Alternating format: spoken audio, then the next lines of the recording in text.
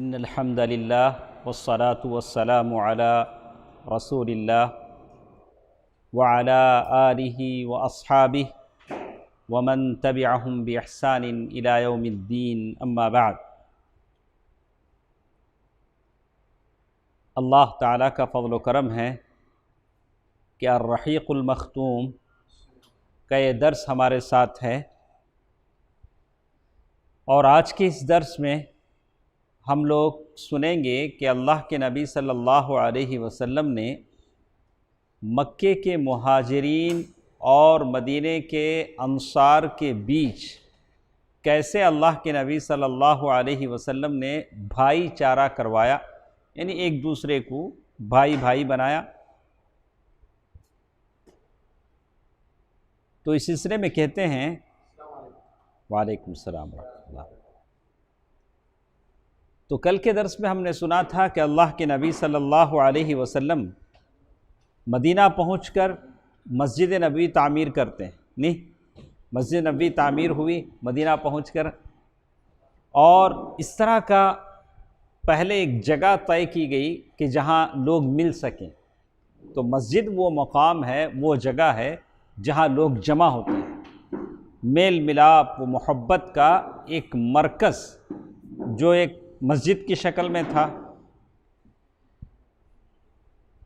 جب مسجد بن گئی تو اللہ کے نبی صلی اللہ علیہ وسلم نے مکے کے مہاجرین اور مدینے کے انصار کے بیچ بھائی چارہ کروایا، ان کے درمیان۔ ابن قیم رحمہ اللہ لکھتے ہیں اللہ کے نبی صلی اللہ علیہ وسلم نے انس ابن مالک رضی اللہ تعالی عنہ کے گھر میں یہ کام کیا، سارے انصار کو بلایا، مہاجرین کو بلایا اور ساروں کا یہ کیا۔ تو جیسے کہتے ہیں کہ 90 آدمی وہاں تھے۔ کتنے آدمی تھے؟ دونوں طرف ملا کر، انصار اور مہاجرین سب ملا کر 90 آدمی تھے، آدھے انصار اور آدھے مہاجرین تھے۔ اور دونوں کو بلا کر اللہ کے نبی صلی اللہ علیہ وسلم نے اس بات پر معاہدہ لیا کہ ایک دوسرے کے غمخوار ہوں گے۔ ایک دوسرے کے غمخوار بولے تو 90 آدمی میں سے کسی ایک پر غم کا پہاڑ ٹوٹا تو سارے لوگ اس میں کیا ہوں گے؟ شریک ہوں گے۔ کسی کے گھر وفات ہوئی، سارے جنازے میں جائیں گے، سارے اس کا غم بانٹ لیں گے۔ اور اس کے بعد موت کے بعد ان آدمیوں میں سے 90 آدمیوں میں سے 90 آدمیوں میں سے اگر کوئی مر جاتا ہے تو اس کی پراپرٹی کیا ہوگی؟ اگر مکے کے قریش کے لوگوں میں سے مہاجرین میں سے کسی کا انتقال ہو جاتا ہے تو اس کے خاندان والوں کو جائیداد نہیں ملے گی۔ کسے ملے گی؟ انصار، جس کے ساتھ ان کا بھائی چارہ ہو رہا ہے اس کو ملے گی، اس کے بیٹا بیٹی قرابت، اس کے رشتہ داروں کو وراثت۔ آج ویسے ہی ہے کیا؟ آج ویسے نہیں نہ ہے۔ اللہ کے نبی صلی اللہ علیہ وسلم نے جب معاہدہ کرایا تو ویسے ہی تھا۔ اور وراثت کا یہ حکم کب تک چلتا رہا؟ جنگ بدر تک چلتا رہا۔ کیا حکم؟ مہاجرین میں سے کوئی مر جائے تو اس کی پراپرٹی کسے ملے گی؟ انصار میں سے۔ انصار میں سے کوئی مر جائے تو اس کے خاندان والوں کو پراپرٹی نہیں ملے گی، کسے ملے گی؟ مہاجرین میں سے۔ یہاں تک کہ اللہ تعالیٰ کی طرف سے آیت نازل ہوئی وَأُولُو الْأَرْحَامِ بَعْضُهُمْ أَوْلَى بِبَعْضٍ۔ تو اب قرابت داروں کو کیا دیا جانے لگا؟ اب قرابت داروں کو جائیداد دی جانے لگی۔ تو انصار اور مہاجرین کا جو سسٹم تھا آپس میں ایک دوسرے کے وارث ہونا، وہ ختم ہو گیا۔ اب انصار اگر کوئی مر جاتے تو ان کے خاندان والوں کو وراثت ملتی، مہاجرین میں سے کسی کا انتقال ہو جاتا تو ان کے خاندان والوں کو یہ ملتی۔ تو اس کے بعد وہ کہتے ہیں کہ مہاجرین جو تھے، مہاجرین ایک جگہ سے دوسری جگہ چھوڑ کر آئے تھے، تو وہ آپس میں ان کے پاس وطنی بھائی چارگی تھی، اسلامی اخوت تھی، رشتہ داری اور قرابت داری تھی، ان کو آپس میں کوئی معاملہ نہیں تھا۔ لیکن آپ بھی یہاں بھی دیکھیں گے باہر سے جو لوگ ادھر مائیگریٹ ہو کے آتے ہیں وہ آپس میں بڑے یونٹی رہتے ہیں۔ ہم لوگ یہاں کے جو لوگ لوکل ہوتے ہیں، لوگ آپس میں کیا ہوتے ہیں؟ میرا گریبان آپ کا گریبان میں۔ باہر سے جو لوگ آتے ہیں، چاہے وہ کسی بھی جگہ سے آئے ہوں، سندھی آئے ہوں چاہے کسی میں، لیکن وہ آپس میں کیا رہتے ہیں؟ بڑے یونٹی رہتے ہیں۔ مجھے دیکھ کر بڑا تعجب ہوا، آج میں نے وینس میں دیکھا پوری گلی مسلمانوں کی، لیکن وہاں ایک دکان لگا کے بیٹھا ہے۔ ہاں، حالانکہ اس کو کیا مطلب ہے؟ وہ کس کو شکار کرنا چاہتا ہے؟ مسلمانوں کو شکار کرتا ہے۔ شاید مسلمانوں کی گلیوں میں اتنے مکاتب اور مدارس بچوں کے نہیں ہیں جتنے ان لوگوں کے چھوٹے چھوٹے دکان، پیارا سا بورڈ۔ ہاں، تو جو بھی اس جال میں جاتا ہے کیا ہو جاتا ہے؟ ایک مرتبہ جال میں گیا، کیا ہو گیا؟ پھنس گیا۔ بہرحال یہ ایک المیہ ہے ہم مسلمانوں کا۔ کوشش کیجئے، اللہ تعالیٰ سے دعا کیجئے، محنت کیجئے کہ اللہ تعالیٰ آپ کو اتنی دولت دے، مال دے کہ آپ مسلمانوں کے پسماندہ علاقوں میں بیت المال قائم کر سکیں، غریب، مجبور، بے کس مسلم خواتین کو اس سود کے دلدل سے آپ کیا کر سکیں؟ بچا سکیں۔ آنکھیں دیکھتی ہیں، العیون باصرہ والایادی قاصرہ، آنکھیں دیکھتی ہیں لیکن ہاتھ چھوٹے ہیں۔ ہماری آنکھیں کیا ہیں؟ ان چیزوں کو نوٹ کرتی ہیں کہ وہی مسلم خاتون ہے، برقع پوش ہے، کسی دکان کے سامنے کھڑی ہوئی ہے، دیکھتے ہیں، لیکن ہمارے ہاتھ اتنے لمبے نہیں ہیں۔ اس کے لیے آپ اللہ سے دعا کیجئے کہ اللہ تعالیٰ مال و دولت میں برکت دے، زندگی میں کوئی ایسا ایک بیت المال قائم کر دے جہاں مسلمان لوگوں کی ضرورتیں کیا ہو سکیں؟ پوری ہو سکیں۔ اس بھائی چارے کا مقصد کیا تھا؟ کیوں اللہ کے نبی صلی اللہ علیہ وسلم مکے کے قریش اور مکے کے مہاجرین اور مدینہ کے انصار کے درمیان اللہ کے نبی صلی اللہ علیہ وسلم نے بھائی چارہ کیوں کرایا؟ تو محمد غزالی نے لکھا ہے کہ جاہلی دور کی جو عصبیتیں تھیں وہ ختم ہو جائیں۔ جاہلیت میں کیا تھا؟ ہمارا خاندان الگ، ہمیں الگ، یہ اس طرح کی یہ ختم ہو جائیں، اور اسلام پر سارے لوگ جمع، اور اسی طرح نسل، رنگ، وطن، یہ سارے امتیازات مٹ جائیں، جس کو کہتے ہیں طبقاتی نظام۔ اس کو کیا کہتے ہیں؟ طبقاتی نظام، جیسے ایک زمانے تک یہاں بھی چلتا تھا اور آج بھی یہاں چلتا ہے۔ شودر الگ ہے، برہمن الگ ہے، ہاں، الگ الگ چھتری الگ ہیں، پہلے ایسے ہوتا تھا، آج بھی ہے، آج بھی ایسے ہی ہے۔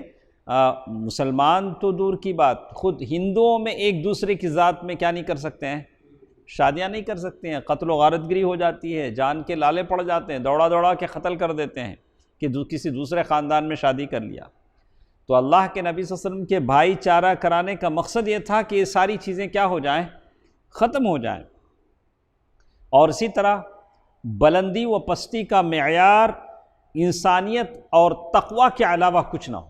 کون بلند ہے، کون چھوٹا ہے، کون بڑا ہے، یہ کون فیصلہ کرے گا؟ تقوی۔ جس کے پاس زیادہ تقوی ہے وہ کیا ہے؟ بڑا ہے، جس کے پاس تقوی نہیں ہے وہ کیا ہے؟ چھوٹا ہے۔ تو اللہ کے نبی صلی اللہ علیہ وسلم نے یہ جو بھائی چارہ کرایا، اس کو صرف لفظی یعنی بول چال کے حد تک نہیں رکھا، بلکہ اس کو نافذ العمل بنایا۔ اور اللہ کے نبی صلی اللہ علیہ وسلم کے اس بھائی چارے کا اثر یہ ہوا، یعنی بردرہڈ کا اثر یہ ہوا کہ مسلمان سارے کے سارے کیا ہو گئے؟ متحد ہو گئے۔ ایک کا غم سب کا غم تھا، ایک کی خوشی سب کی خوشی تھی۔ ایک مثال انہوں نے یہاں شیخ نے پیش کیا، صحیح بخاری کی حدیث ہے، عبد الرحمن ابن عوف رضی اللہ عنہ، اللہ کے نبی صلی اللہ علیہ وسلم کے مشہور صحابی ہیں، مدینہ تشریف لائے، کیا نام ہے؟ عبد الرحمن ابن عوف رضی اللہ عنہ۔ عبد الرحمن ابن عوف رضی اللہ عنہ مدینہ آتے ہیں تو اللہ کے نبی صلی اللہ علیہ وسلم نے ان کو اور سعد بن ربیع، انصار میں سے کون ہیں؟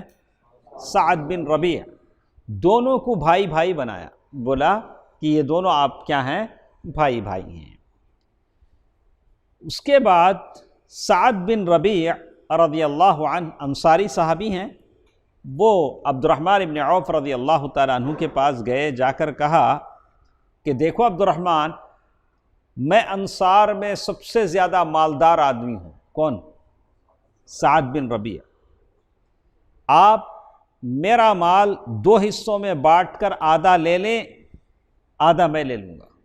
میں نے جو مال بڑی محنت سے کمایا ہے اس سارے مال کے 2 حصے کر لیتے ہیں، آدھا مال آپ لے لیں آدھا مال، ایسا آج کوئی بول سکتا کیا؟ یہاں تو چمڑی جائے لیکن دمڑی نہ جائے والا معاملہ، ایسا ہو سکتا ہے۔ لیکن یہ صحابہ کرام کی تربیت تھی، وہ ایمانی تاثیر تھی۔ انہوں نے کیا کہا؟ میں نے جو مال کمایا ہے آدھا مال آپ لے لیں آدھا مال میں لے لیتا ہوں، اور انہوں نے کہا کہ میری 2 بیویاں ہیں، آپ دیکھ لیں کون ان میں زیادہ خوبصورت ہے، آپ سلیکٹ کر لیں، میں طلاق دے دیتا ہوں، عدت گزارنے کے بعد آپ شادی کر لیں۔ اللہ اکبر، اللہ اکبر۔ اور کہا عبد الرحمن ابن عوف رضی اللہ تعالی عنہ، ان کی باتوں کو سنا جو کچھ سعد ابن ربیع نے کہا، سن کر کیا کہا؟ اللہ تعالی آپ کے مال میں اور گھر والوں میں برکت دے۔ وہاں لوگ بھی الگ ہی تھے، آج کل کے لوگ ہوں تو شاید جواب کیا ہو؟ مال مفت در گھسیٹ۔ یہاں کیا ہوتا ہے؟ مال مفت کیسا بھی آؤ، مال مفت کیا کرو؟ گھسیٹو۔ وہاں وہ لوگ ایسے نہیں تھے، یعنی دونوں الگ تھے۔ بولنے والے کے اندر بھی ایمان کوٹ کوٹ کر بھرا تھا، سننے والے کے اندر بھی ایمان کوٹ کوٹ کے بھرا تھا۔ انہوں نے کیا کہا؟ اللہ تعالیٰ آپ کے مال میں بیوی بچوں میں برکت دے، مجھے اتنا بتا دیجئے کہ آپ کے اس مدینے کا مارکیٹ کہاں ہے؟ مدینے میں مارکیٹ جانے کا راستہ کہاں ہے؟ بازار کہاں ہے؟ آپ اتنا مجھے بتا دیں۔ تو آپ لوگوں کا بازار کہاں ہے؟ تو لوگوں نے بنو قینقاع کا بازار بتلایا، وہ بازار ہے۔ جب وہ بازار سے واپس آئے تو ان کے پاس پنیر اور گھی تھا۔ مطلب کیا ہوا؟ وہاں جا کر انہوں نے کاروبار کیا، اچھا منافع کمایا، پنیر اور گھی لے کر آئے۔ اس کے بعد روزانہ جاتے رہے۔ مسئلہ یہ نہیں ہے، ہمارے بچے کیا کرتے ہیں؟ پہلے ہی گھبرا جاتے ہیں، پہلے ارے اتنے دکان ہیں مجھے سیٹ ہوتا نہیں۔ تھوڑے لوگ پہلے پریشان ہو جاتے ہیں، پہلے کیا کرتے ہیں؟ پہلے ہی کیا ہوتے ہیں؟ ہم کہتے ہیں کہ بھئی آپ اترے دریا میں، دیکھیں پانی کتنا گہرا ہے، آپ بالوں میں کھڑ کے حساب لگاتے ہیں پانی بہت گہرا رنگا اوپر رنگا، نہیں، آپ اندر اتریں، آپ اندر جائیں، ڈیل کریں، کیسے ہیں لوگوں کیسے کا، ارے آپ ایسی چیزیں ہیں، ارے پرانا اسکراپ لینے والے، آپ پدوپیٹ چلے جائیں، اسکراپ کی گاڑی آتی ہے، وہاں نیلامی ہوتی ہے، آپ اپنا سامان لیں، ہاتھوں ہاتھ آپ ایک ہاتھ سے لیں دوسرے ہاتھ سے بک جائے گا۔ دنیا میں محنت کرنے والوں کی کمی ہے، اس لیے کہ رزاق اللہ، ان اللہ هو الرزاق ذو القوۃ المتین۔ تو عبد الرحمن ابن عوف رضی اللہ تعالیٰ کا کیا ہے تو فاضل، لیکن ہمارا کیا ہے؟ ایک تو صبر نہیں، پہلے دن ہی چنو امبانی بن جانا، ایسا ہو سکتا ہے کیا میرے بھائی؟ ایسا ہو سکتا ہے کیا؟ ہمارا پہلا یہ کیا نہیں ہے؟ صبر نہیں ہمارے دلوں میں۔ بزنس کے لیے، کاروبار کے لیے آپ کو صبر کرنا پڑے گا۔ ایسا ناممکن ہے کہ آپ جاتے ہی گھی اور پنیر لے کر آ جائیں، ایسا نہیں۔ یہ بات صحابہ کرام کے ساتھ تھی، اللہ نے آپ کے ساتھ کرم کیا تو آپ بھی لے آ سکتے ہیں، کوئی بات نہیں۔ لیکن کبھی کبھار کیا ہوتا ہے؟ آپ کو صبر کرنا پڑتا ہے، جہد مسلسل، یہ اسٹرگل، یعنی جان کھپانی پڑتی ہے، تب جا کر اس کا اثر دکھتا ہے۔ اور اللہ پر توکل اور بھروسہ، وَمَن يَتَّقِ اللَّهَ يَجْعَلْ لَهُ مَخْرَجًا وَيَرْزُقْهُ مِنْ حَيْثُ لَا يَحْتَسِبُ۔ اور ڈرنے کی ضرورت نہیں۔ کبھی ہم دیکھتے ہیں جام بازار جاتے ہیں، سارے پنساری کی دکان لگا ہوا، دکان کے بعد دکان، دکان کے بعد دکان، کبھی سوچتے ہیں گاہک کیسے آتا ہوگا؟ ان کو صبح سے شام تک کچھ ہوتا ہے کہ نہیں ہوتا ہے؟ کچھ بکتا کہ نہیں بکتا ہے؟ دکان کا کرایہ نکلتا کہ نہیں نکلتا؟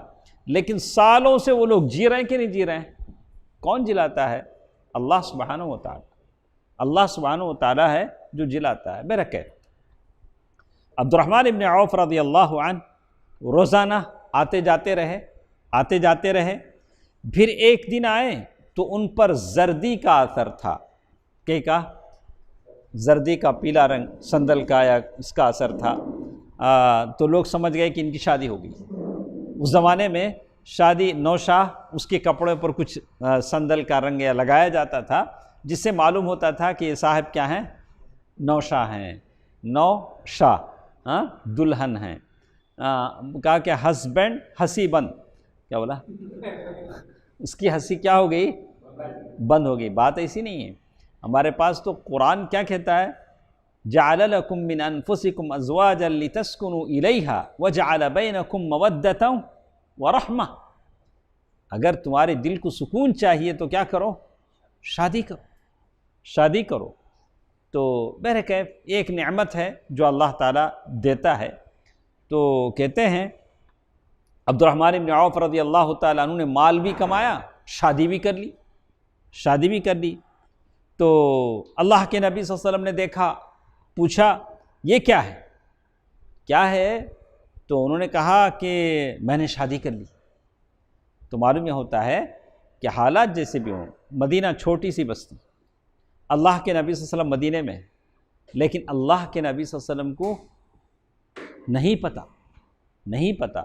اگر ایسا کبھی ہو جائے، شیخ صاحب کو دعوت نہ ہو، تو میں منہ بسور لینے کی ضرورت نہیں ہے. حالات کے تحت ہو سکتا ہے.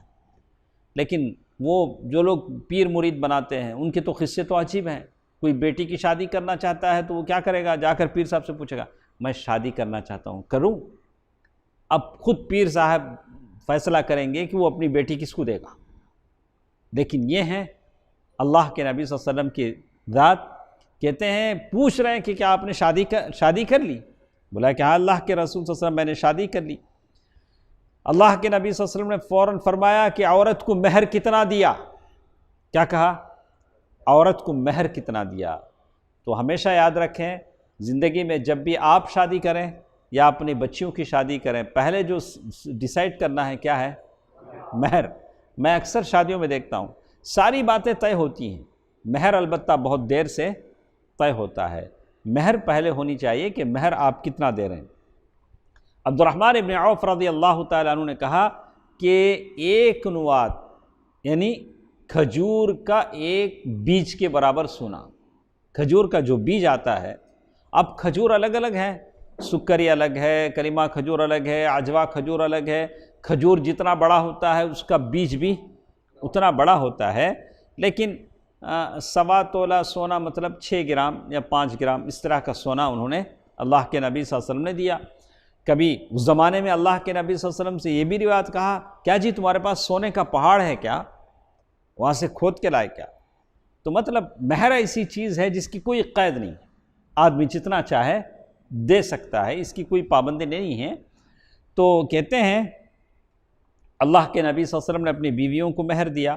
تو یہ صحابہ ہیں جو مدینے آئے ہیں اور یہاں انہوں نے اپنی تجارتیں شروع کی اور یہ بھائی چارہ ہوا. تو ابو ہریرہ رضی اللہ تعالیٰ عنہ سے روایت ہے کہ انصار نے جو مدینے کے تھے اللہ کے نبی صلی اللہ علیہ وسلم سے کہا کہ اللہ کے نبی صلی اللہ علیہ وسلم آپ ہمارے اور مہاجرین کے درمیان ہمارے باغات تقسیم کر دیں. کیسے تقسیم کریں؟ مدینے میں ہمارے باغات ہیں کھجور کے، مہاجرین ہمارے باغیچوں میں کام کریں گے. باغیچہ ہمارا، کام کس کا؟ مہاجرین کا. اور جب پھل آئے گا تو ہم سارے کیا ہو جائیں گے؟ شریک ہو جائیں گے. اسے مضاربہ کہتے ہیں. جیسے آپ انویسٹ کرتے ہیں اپنا پیسہ، کوئی اور دکان چلائے گا، جو منافع آئے گا پیسہ لگانے والا اور محنت کرنے والا کیا کریں گے؟ نفع اور نقصان میں کیا ہوں گے؟ شریک رہیں گے. تو اس کے بعد وہ کہتے ہیں اس طرح کی یہ بھائی چارگی چلتی رہی مہاجرین اور انصار کے بیچ میں. اور اللہ کے نبی صلی اللہ علیہ وسلم نے دونوں کے درمیان ایک انتہائی محبت کے لیے، میل ملاپ کے لیے یہ چیز کو یہ کیا تھا. تو کہتے ہیں جن باتوں پر اللہ کے نبی صلی اللہ علیہ وسلم نے اس کے علاوہ اللہ کے نبی صلی اللہ علیہ وسلم نے سارے لوگوں سے ایک معاہدہ لیا تھا. اس میں کیا کیا باتیں تھیں کہ یہ سب اپنے ما سوا انسانوں سے ایک الگ امت ہیں. اللہ کے نبی صلی اللہ علیہ وسلم نے سارے مسلمانوں کو ملا کر کہا کہ آپ سب لوگ سارے لوگوں سے ہٹ کر ایک الگ امت ہیں. اور پھر اللہ کے نبی صلی اللہ علیہ وسلم نے کہا کہ مہاجرین قریش اپنی سابقہ حالت کے مطابق باہم دیت دیں گے. یعنی مہاجرین کے بیچ میں اگر کسی کا قتل ہو گیا، ایک دوسرے کی کسی نے جان لے لی، تو وہ لوگ دیت دیں گے یا قصاص میں قتل کیے جائیں گے. تو یہ ساری باتیں اللہ کے نبی صلی اللہ علیہ وسلم نے کہا کہ پہلے جیسے ہوتا تھا ویسے ہوگا، یعنی بہت سارے اس باتوں پر اللہ کے نبی صلی اللہ علیہ وسلم نے ان سے معاہدہ لیا، اور اسی طرح کہا کہ سارے سچے مومن اس شخص کے خلاف ہوں گے جو ان پر زیادتی کرے گا، یعنی جو بھی مسلمانوں پر حملہ کرے گا سارے مسلمان اس کا جواب دیں گے۔ اور اسی طرح کہا کوئی مومن کسی مومن کو کافر کے بدلے قتل نہیں کرے گا، سمجھ میں آیا؟ کوئی مومن کسی مومن کو کافر کے بدلے قتل نہیں کرے گا، اور نہ ہی کسی مومن کے خلاف کسی کافر کی مدد کرے گا، مومن کا ساتھ دے گا۔ یہ سارے تقریباً 11 اور 12 باتیں تھیں، 13 باتیں، یعنی لگ بھگ 15 باتیں ہیں جو اللہ کے نبی صلی اللہ علیہ وسلم نے انصار اور مہاجرین سے بیعت کی تھی، جس میں یہ بھی ہے کسی مومن کے لیے حلال نہیں ہوگا کہ کسی ہنگامہ برپا کرنے والے بدعتی کی مدد کرے، یعنی ہمارے لیے جائز نہیں ہے کہ کیا کریں، ہم کسی بدعتی کی مدد کریں۔ معلوم ہے کہ بدعتی ہے تو آپ اس کا ساتھ نہیں دیں گے، اور اسے پناہ دے، جو اس کی مدد کرے گا یا اسے پناہ دے گا اس پر قیامت کے دن اللہ تعالیٰ کی لعنت اور اس کا غضب ہوگا، اور اس کا فرض و نفل کچھ بھی اللہ تعالیٰ قبول نہیں کرے گا۔ اور آخر میں اللہ کے نبی صلی اللہ علیہ وسلم نے یہ بھی فرمایا کہ تمہارے درمیان جو بھی اختلاف ہوگا اسے اللہ اور اس کے رسول کی طرف لوٹایا جائے گا۔ کوئی بھی اختلاف مسلمانوں کے اندر پیدا ہو جائے تو اسے کہاں لوٹائیں گے ہم؟ اللہ اور اس کے رسول کی طرف۔ یعنی کسی معاملے میں اختلاف پیدا ہو تو ہم قرآن میں اس کا حل تلاش کریں گے یا اللہ کے نبی صلی اللہ علیہ وسلم کی احادیث میں اس کا حل تلاش کریں گے۔ اللہ کے نبی صلی اللہ علیہ وسلم نے یہ جو بھائی چارہ کروایا تھا اور یہ جو معاہدہ کروایا تھا، یہ جو ایگریمنٹ مسلمانوں کے بیچ جو بیعت ہوئی تھی، اس کا بہت زیادہ اثر مسلمانوں پر ہوا، ان کے اخلاق سدھر گئے، ان کی عبادتوں میں اثر نظر آنے لگا۔ لیکن اللہ کے نبی صلی اللہ علیہ وسلم ایسے ہی تعلیمات بھی دیتے رہے۔ جیسے ایک صحابی نے اللہ کے نبی صلی اللہ علیہ وسلم سے پوچھا کہ کون سا اسلام سب سے بہتر ہے، ابھی نیا نیا مدینے کا معاشرہ ہے۔ اللہ کے نبی صلی اللہ علیہ وسلم نے جواب دیا، تم کھانا کھلاؤ، پہلا کیا بولے؟ کھانا کھلاؤ، غریبوں کو کھانا کھلانا یہ بہت بڑا کام ہے، اطعموا الطعام، اور کہا شناسہ اور غیر شناسہ کو سلام کرو، یعنی تم جسے پہچانتے ہو اسے بھی سلام کرو، تم جسے نہیں پہچانتے ہو اسے بھی سلام کرو۔ ہمارا معاملہ تو عجیب ہے، ہم لوگ تو ہر ایک کو سلام کرتے ہیں، لیکن کچھ لوگ ہیں انہوں نے اپنی شناخت بنا لی ہے، اس طرح ہے انہی کو سلام کرو۔ تو میں ایک صاحب کو اچھی طرح جانتا ہوں، میرے گلی میں رہتے ہیں، ماشاءاللہ اچھی داڑھی ٹوپی سب، کبھی انہوں نے میرے سلام کا جواب نہیں دیا، کبھی بھی نہیں دیا۔ تو کبھی جی کہتا ہے کہ میں ان سے پکڑ کے بولوں کہ بھائی اس طرح آپ دنیا سے چلے جائیں تو اللہ تعالیٰ شاید اس بات پر پکڑ نہ لے، اس لیے کہ میں یہ سمجھتا ہوں کہ آپ ایک مسلمان ہیں، آپ کی شناخت، آپ کی داڑھی، آپ کا چہرہ، آپ کی ٹوپی مسلمان ہے، تو اس لیے ہم آپ کو سلام کرتے ہیں۔ اگر آپ جواب نہیں دیتے ہیں کہ صرف اس وجہ سے کہ ہماری جماعت کا نہیں، تو پھر اللہ تعالیٰ کے پاس آپ کو جواب دینا پڑے گا۔ یہاں جواب نہیں دیے تو کہاں جواب دینا پڑے گا؟ وہاں جواب دینا پڑے گا۔ تو اللہ کے نبی صلی اللہ علیہ وسلم کی ہمارے پاس تعلیم ہے کہ تم جسے پہچانتے ہو اسے بھی سلام کرو، جسے تم نہیں پہچانتے ہو اسے بھی سلام کرو۔ عبداللہ بن سلام رضی اللہ عنہ، ان کے بارے میں ہم نے سنا کہ وہ کہتے ہیں جب میں مدینہ تشریف لایا تو اللہ کے نبی صلی اللہ علیہ وسلم کی خدمت میں حاضر ہوا، اور آپ کے چہرے مبارک کو جب دیکھا تو میں سمجھ گیا کہ آپ کا چہرہ جھوٹے کا چہرہ نہیں ہو سکتا۔ پھر آپ نے پہلی بات جو ارشاد فرمائی وہ یہ تھی، یا ایھا الناس افشوا السلام، اے لوگو اسلام پھیلاؤ یا سلام پھیلاؤ۔ پہلے کہا کیا بولا؟ افشوا السلام، یا لوگو کیا کرو؟ سلام پھیلاؤ، سلام پھیلاؤ۔ حضرت علی رضی اللہ تعالیٰ عنہ نے اسی لیے کہا کہ کسی سامنے والے کے دل میں اپنی جگہ بنانے کے لیے آپ اسے سلام کریں۔ سلام ہی ایسی چیز ہے جو کیا کرتی ہے؟ سامنے والے کے دل میں آپ کی جگہ بناتی ہے۔ لیکن دل بھی کیا ہونا چاہیے؟ قلب سلیم ہونا چاہیے۔ لیکن کسی دل پر اگر اللہ نے ٹھپا لگا دیا ہو، آپ سلام کرتے کرتے تھک جائیں گے لیکن ادھر دل میں کوئی بدلاؤ نہیں آئے گا۔ تو کہتے ہیں لیکن اللہ پر بھروسہ ہے، پتھر بھی کبھی کیا ہوتا ہے؟ پگھل جاتا ہے۔ اللہ کے نبی صلی اللہ علیہ وسلم نے کہا اے لوگو کیا کرو؟ سلام پھیلاؤ، سلام پھیلاؤ، صلہ رحمی کرو، صلہ رحمی کرو، کینشپ، یعنی آپ کے رشتہ دار ہیں، پھوپھی ہیں، خالہ ہیں، ماموں ہیں، بھائی ہیں، ان کے ساتھ کیا کرو؟ جو دور ہوتے ہیں انہیں اپنے سے قریب کرو۔ اور رات میں جب لوگ سو رہے ہوں تو تم نماز پڑھو۔ یا اللہ، کیسا حکم ہے! اور رات میں جب لوگ سو رہے ہوں تو تم نماز پڑھو۔ اللہ اکبر! کیا ہوگا؟ تم سلامتی کے ساتھ جنت میں داخل ہو جاؤ، سلامتی کے ساتھ جنت میں داخل ہو جاؤ گے۔ تو اللہ کے نبی صلی اللہ علیہ وسلم اس طرح کی تعلیمات مدینہ پہنچ کر دیتے تھے۔ اللہ کے نبی صلی اللہ علیہ وسلم یہاں تک فرماتے تھے کہ وہ شخص جنت میں داخل نہیں ہوگا جس کا پڑوسی، جس کا نیبر اس کی شرارتوں اور تباہ کاریوں سے محفوظ نہ ہو۔ آدمی کو سب سے زیادہ خطرہ کس سے ہوتا ہے عمران بھائی؟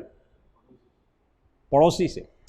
اس لیے کہ پڑوسی پورا آبزرو کرتا ہے، آپ گھر میں کب ہیں، کب گھر میں نہیں ہیں، آپ کیا لاتے ہیں، آپ کا ڈسٹ بن کن کن چیزوں سے بھرا ہوا ہوتا ہے، آپ کب بھوکے ہیں، کب بھوکے ہیں، کب آپ پیٹ بھرے ہیں، ساری بات نہیں معلوم ہوتا، پڑوسی کو نہیں معلوم ہوتا، پڑوسی کو معلوم ہوتا۔ تو وہ آپ کے لیے خیر بھی ہے۔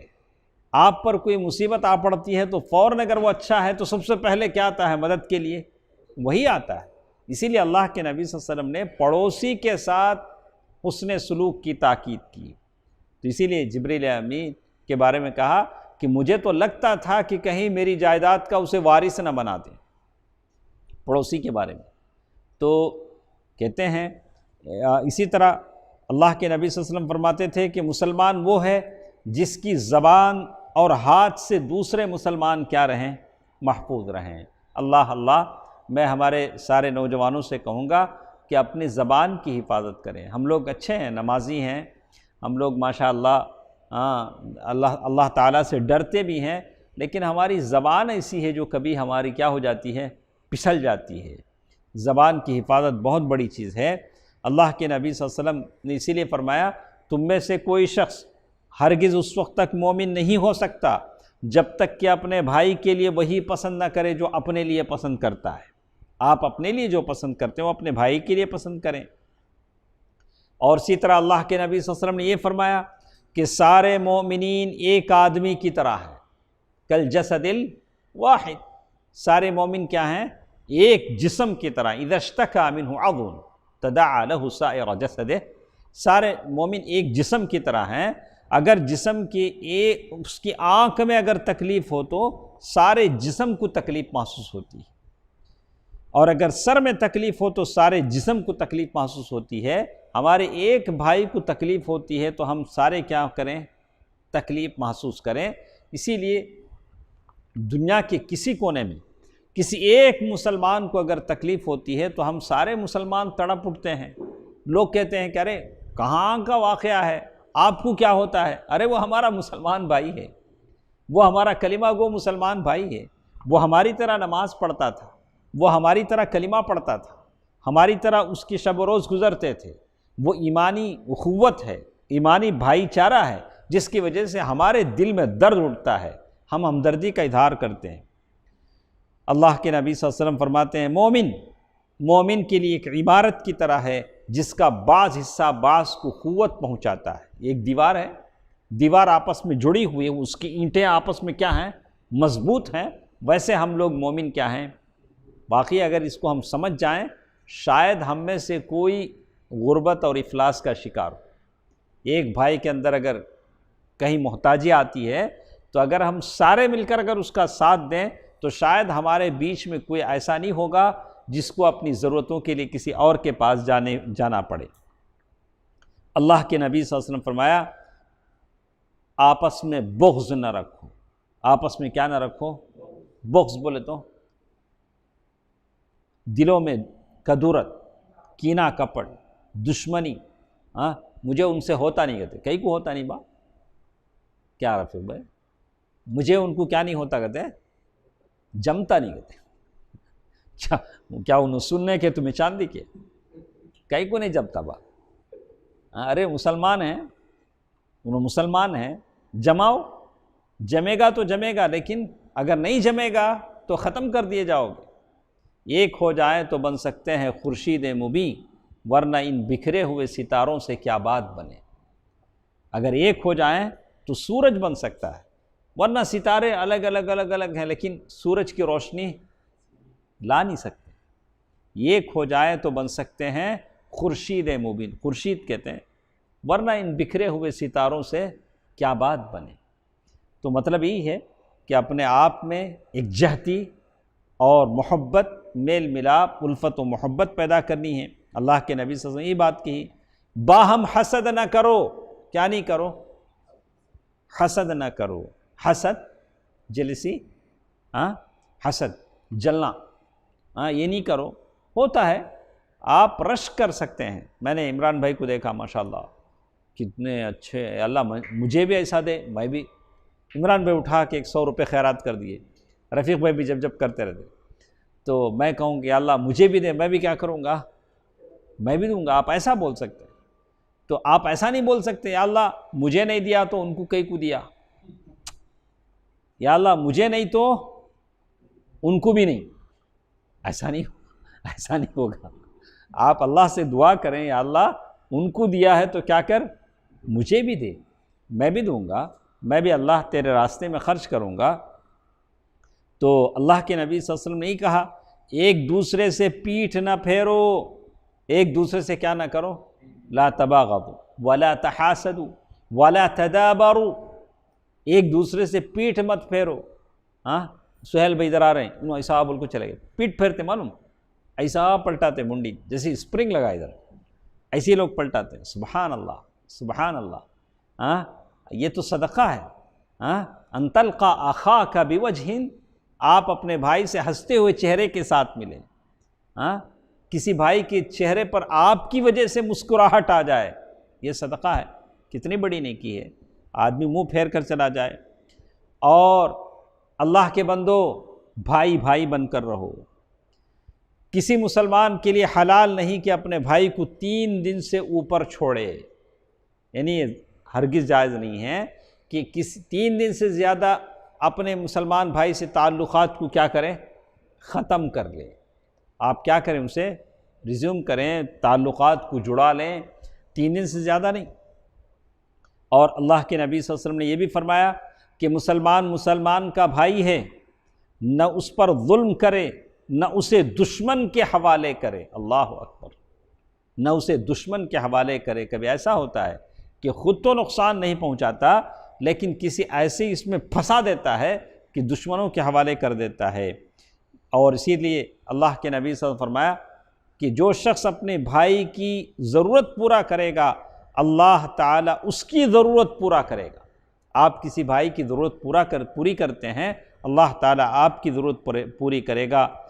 جو شخص کسی مسلمان کے دکھ، درد، غم کو دور کر دے گا، اللہ تعالیٰ قیامت کے دن اس کے دکھوں کو دور کر دے گا۔ اللہ، کتنی بڑی بات ہے۔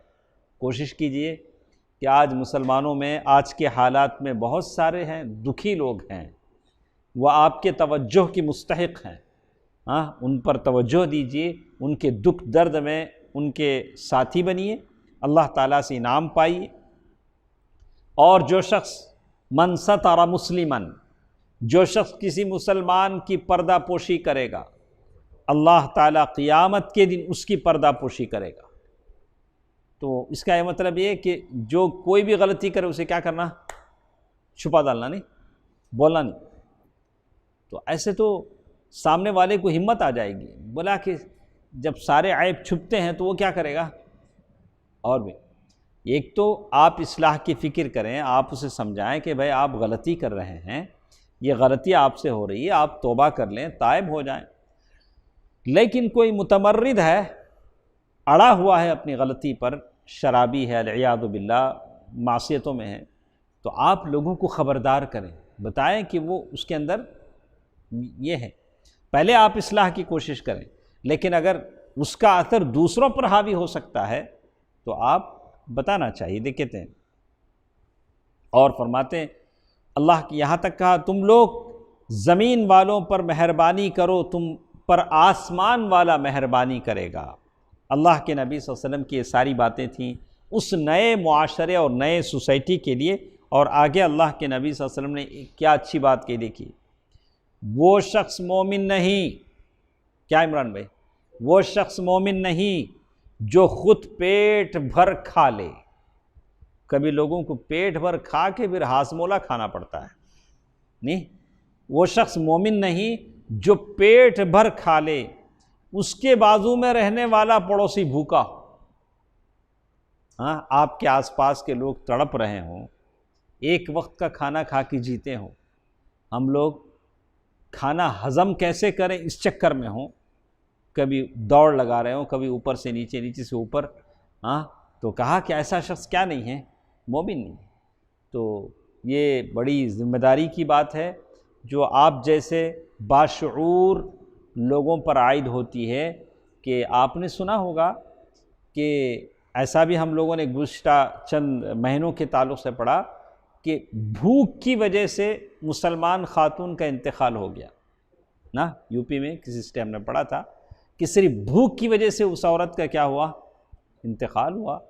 کچھ فقیر گداگر تو ایسے ہیں جو سڑکوں پر نکل جاتے ہیں، بھیک مانگ لیتے ہیں، لیکن کچھ غیرت مند خواتین، مرد، عورتیں، فیملی ایسے ہوتے ہیں جو کسی کے سامنے بول نہیں سکتے، وہ مانگتے نہیں، للسائل والمحروم۔ کچھ لوگ مانگتے ہیں، کچھ لوگ کیا نہیں کر سکتے، مانگ نہیں سکتے ہیں، ڈھونڈ ڈھونڈ کر اگر آپ ان کو دیتے ہیں تو آپ کے لیے بڑا ثواب ہے۔ اللہ کے نبی صلی اللہ علیہ وسلم نے کہا کہ مسلمان سے گالی گلوچ کرنا فسق ہے، بے دینی ہے۔ کسی مسلمان کو کوئی گالی دے اور اس سے مار کاٹ کرنا کفر ہے، کسی مسلمان کو مارنا کاٹنا کفر ہے۔ تو اللہ کے نبی صلی اللہ علیہ وسلم اسی طرح یہ بھی فرماتے کہ راستے سے تکلیف دہ چیز کا ہٹا دینا صدقہ ہے۔ راستے میں کوئی تکلیف دہ، آج آپ دیکھیں گے آپ کے محلے میں تنگ گلیاں ہیں، اپنی گاڑی لائے بڑے زور سے لا کے گھر کے سامنے آڑا کھڑا کر دیا، بولا میرا گھر میری گاڑی، بولا کہ آنے جانے والوں کو کیا ہوگا، تکلیف ہوگی راستے سے۔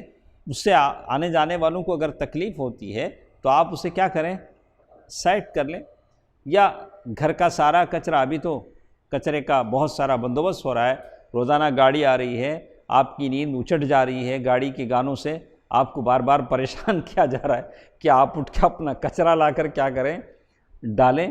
تو ابھی تو انتظام ہے، لیکن اگر سارا کچرا اگر گھر کا سامنے ڈال دیتے ہیں جس سے پڑوسی کو تکلیف ہوتی ہے تو یہ بھی غلط ہے۔ اللہ کے نبی صلی اللہ علیہ وسلم نے کہا، تو اللہ کے نبی صلی اللہ علیہ وسلم فرماتے ہیں راستے سے تکلیف دہ چیز ہٹانے کو صدقہ قرار دیتے تھے، اور یہ بھی کہا کہ یہ ایمان کے شاخوں میں سے ایک شاخ ہے۔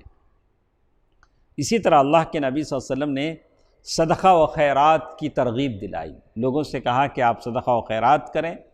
اللہ کے نبی صلی اللہ علیہ وسلم نے فرمایا، اور اس کے ایسے ایسے فضائل اللہ کے نبی صلی اللہ علیہ وسلم نے صحابہ کو بتلائے کہ صحابہ بڑی محنت کرتے تھے، صدقہ کرنے کے لیے یہودیوں کے باغیچوں میں جا کر پانی سینچتے تھے، صرف اس نیت سے نکلتے تھے کہ آج جو میں کماؤں گا وہ کیا کروں گا، صدقہ کروں گا۔ اس لیے کہ اللہ کے نبی صلی اللہ علیہ وسلم نے فرمایا کہ صدقہ گناہوں کو ویسے ہی بجھا دیتا ہے جیسے پانی آگ کو بجھا دیتی ہے۔ صدقہ گناہوں کو ویسے بجھا دیتا ہے جیسے پانی آگ کو بجھا دیتی ہے۔ اور اللہ کے نبی صلی اللہ علیہ وسلم یہ ساری باتیں کہاں فرما رہے ہیں، مدینے کی اس نئے معاشرے میں۔ اللہ کے نبی صلی اللہ علیہ وسلم کہہ رہے ہیں کہ دیکھو، جو مسلمان کسی ننگے کو کپڑا پہنا دے، اللہ تعالیٰ اسے جنت میں سبز لباس پہنائے گا۔ جو مسلمان کسی بھوکے کو کھانا کھلا دے، اللہ تعالیٰ اسے جنت کے پھل کھلائے گا۔ جو مسلمان کسی مسلمان کو پانی پلا دے، اللہ اسے جنت کی مہر لگی ہوئی، اسٹامپ لگی ہوئی شراب طہور پلائے گا۔ اللہ کے نبی صلی اللہ علیہ وسلم نے اس نئے معاشرے میں ایسی باتیں کہیں، اور اللہ کے نبی صلی اللہ علیہ وسلم نے صحابہ کرام کو یہ بھی بتایا کہ آگ سے بچو۔ اب صحابہ کرام کے دل میں کہیں خیال نہ آئے کہ اب صدقہ پتہ نہیں کتنے پیسے ہو تو کرنا چاہیے، کتنا بڑا مالدار ہو تو آدمی صدقہ کرے۔ تو اللہ کے نبی صلی اللہ علیہ وسلم نے فرمایا کہ نہیں، صدقہ کرو، گرچہ کہ کھجور کا ایک ٹکڑا ہی کیوں نہ ہو۔ جنید بھائی، کھجور کا ایک ٹکڑا صدقہ کرو، اگر وہ بھی نہ پائے، اگر وہ بھی نہیں ہے تو پاکیزہ بول بولو، وہ بھی صدقہ ہے۔ کسی کو گائیڈ کر دیا، منہ سے ایک اچھی بات بول دی کسی کو، یہ بھی کیا ہے؟ صدقہ ہے۔